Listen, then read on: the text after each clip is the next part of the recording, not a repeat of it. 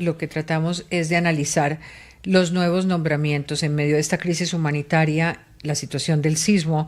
También se han empezado a conocer los nombres que ocuparán los cargos en viceministerios y en algunas entidades. Empiezo por uno de los cargos más relevantes y en este momento, en esta coyuntura, que fue el nombramiento del director de la Unidad Nacional de Gestión del Riesgo, y se trata del ingeniero y geólogo David Santiago Tamayo. En el Instituto Nacional de Salud será nombrada una mujer que escuchamos muchísimo y que nos dio mucha guía durante el COVID, Zulma Cucunubá, reconocida experta que se venía desempeñando como directora del Instituto de Salud Pública de la Universidad Javeriana. En el ICBF ya conocíamos el nombramiento de María Carolina Restrepo. Mención aparte merece el nombramiento del director de la DIAN. Él es Andrés Felipe Velázquez Reyes, es un abogado especialista en derecho tributario, que además es esposo de Jensi Osorio, quien estará al frente de la unidad de víctimas. Entre esos nombramientos hay un corte más político, que es el de la excongresista Lina María Garrido, quien llega a la Agencia Nacional de Tierras, a la ANT. En el Ministerio de Transporte, junto a Elsa Noguera, estará Miguel Vergara, Miguel Eduardo Vergara, quien también había ocupado el cargo de secretario de Planeación en Barranquilla durante la administración de Noguera. Y se conocieron los nombramientos de los viceministerios de Vivienda, de Educación, de Trabajo y de Salud. En el caso de Salud ha sido muy valorada ese nombramiento. He visto, por ejemplo, que Mauricio Olivera conoce y se ha pronunciado sobre el nombramiento de la viceministra como una persona que tuvo una gran ejecutoria en Capital Salud.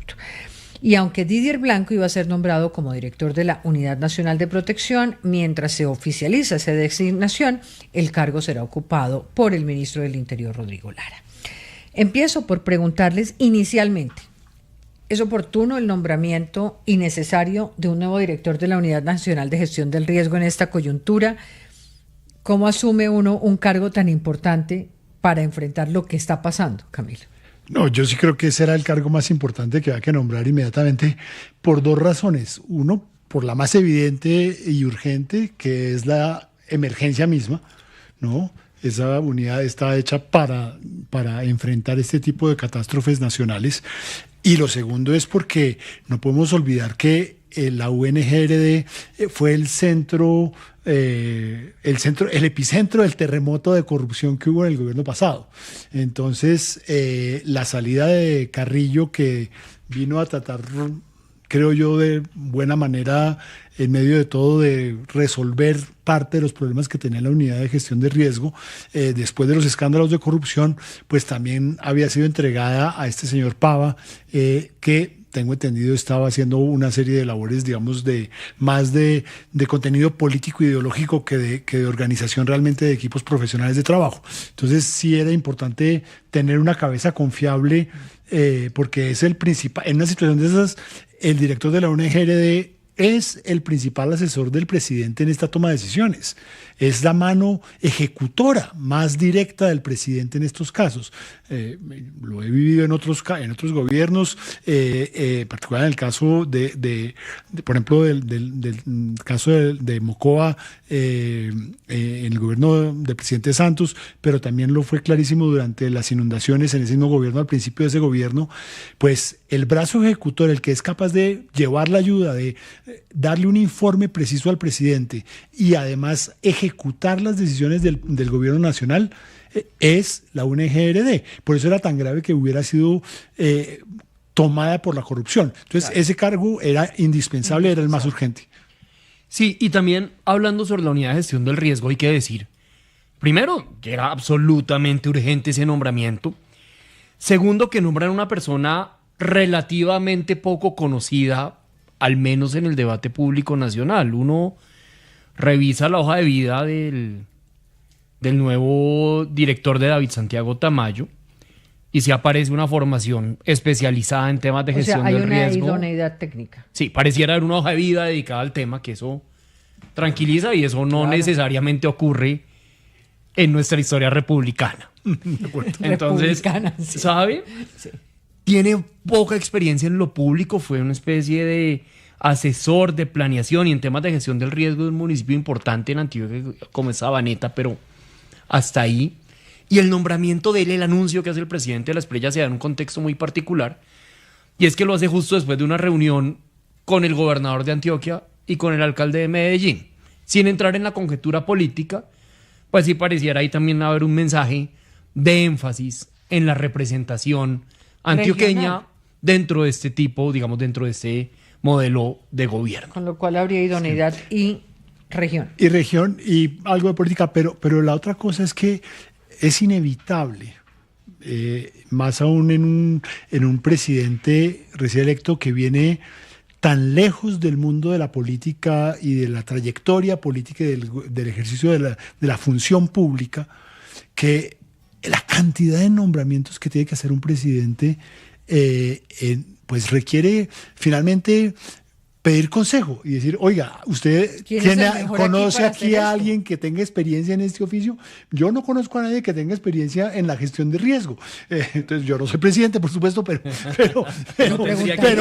si me preguntan, no puedo recomendar a nadie. Entonces hay que preguntar a la gente que tiene sabe experiencia y que puede decir, no, mire, este funcionó conmigo o con fulano de tal, ¿no? Entonces, es un poco inevitable y entiendo el comentario, pero digamos, ese tipo de referencias va a ser inevitable en un gobierno que llega con poca o nula experiencia en la cosa pública. Pues pasemos entonces a otros nombramientos. Ya tenemos pues garantías de calidad en lo que tiene que ver con el viceministro de Elsa Noguera, Miguel, que les comentaba, pues fue una persona que ocupó Planeación Nacional en Barranquilla, Miguel Vergara, y en buena hora llega a Bogotá a continuar con esta labor. También en el caso de la viceministra de Salud, pero hablemos de unos que todavía no conocemos muy bien. Por ejemplo, ¿qué esperar de Lina María Garrido, es congresista, en su llegada a la Agencia Nacional de Tierras? Yo veo que hay como 3 tipos de nombramiento en el equipo de gobierno del presidente. Para arrancar por ahí, hay unos nombramientos que son técnicos. La ministra de Salud, la ministra de Minas, la nueva directora del Instituto Nacional de Salud, que es absolutamente de lujo, entre varios otros cargos. Hay otra corriente que es la corriente de la cercanía ideológica y del proyecto político propio, si se quiere. Entonces ahí está Vivian Morales, está el nuevo ministro de Hacienda, está Carlos Felipe Mejía, está el exalcalde de Bucaramanga, Jaime Beltrán. Y hay como una tercera familia, o no familia, porque se puede prestar para otra lectura, pero un tercer tipo de nombramientos, que es a los aliados políticos de la campaña. Pero además lo digo sin ningún tono peyorativo. Yo creo que es absolutamente válido, además de conveniente, uno gobernar con quien ganó. Y ahí hemos visto ministros que fueron importantes en la campaña, pero que no necesariamente han estado alineados pues con el tipo de derecha que encarna el presidente. El caso de Rodrigo Lara, el caso de Mauricio Gómez, el caso del equipo del alcalde de Medellín. Y también seguramente ahí entra el caso de Lina Garrido. Lina Garrido fue una representante muy visible el cuatrienio pasado por un discurso que hizo de oposición, era representante de Arauca, de Cambio Radical. Enfrentó en su momento a su partido cuando el partido no quería apoyar a Abelardo en modo alguno para poderlo apoyar. Es Cambio Radical, ¿no? Es Cambio Radical, o era Cambio Radical al menos, y yo creo que claramente lo que hay ahí es un reconocimiento al papel que jugó en la campaña. ¿Quién le conoce si será experta en tierras? Sospecho que no. ¿Qué le corresponde? Rodearse bien y llegar a hacer un buen papel. Camilo. Sí, yo añadiría, comparto totalmente el análisis de José Daniel, pero añadiría un matiz. En la parte política, en particular en el caso de la Agencia Nacional de Tierras y también en el caso de la ministra Paola Holguín, en Cultura, son reconocimientos políticos, sí señor, pero son de personas que están, digamos, un poco tránsfugas de sus partidos. O sea, no es en reconocimiento a la participación, no es un nombramiento institucional diciendo el Centro Democrático es partido de gobierno, le vamos a dar espacio político a nivel del Ejecutivo. El Cambio Radical está apoyando al gobierno nacional, entonces le vamos a dar espacio al Ejecutivo. Es más, esas personas que casi que están renunciadas o alejadas de su partido original, aunque obviamente pues la cercanía del cambio radical al proyecto político del presidente vía la Casa Char pues es evidente, pero sí hay una pequeña, como una nota de decir esto es a nivel personal, así sea por un compromiso político o una representación política, pero no es una representación de partido. Y yo quería añadir una sola otra cosa, Diana, si me permites, y es que estamos hablando de nombramientos, pero yo creo que muchos economistas y no economistas, seguidores de la cosa pública, estamos realmente sorprendidos por un no nombramiento, que es el del director del Departamento Nacional de Planeación, ¿no? Que a esta hora yo no sé si estoy atrasado de noticias, pero hasta donde yo sé todavía no ha sido designado. Sí. Y pues esa es una parte fundamental y uno puede pensar lo que quiera de Planeación Nacional, pero por lo menos constitucionalmente tiene una labor fundamental que es presentar el plan de desarrollo, que es un mandato constitucional y legal, y que tiene unos plazos. Entonces, pues esperemos que ya se dé mañana o pasado. Lo que pasa es que el gobierno entra y lo primero que recibe es el terremoto. Yo creo que estos nombramientos por lo menos han empezado, pero sí es muy importante tener ese nombre. Pero sobre todo porque es que normalmente, tradicionalmente, el Departamento de Planeación Nacional tiene un estatus ministerial.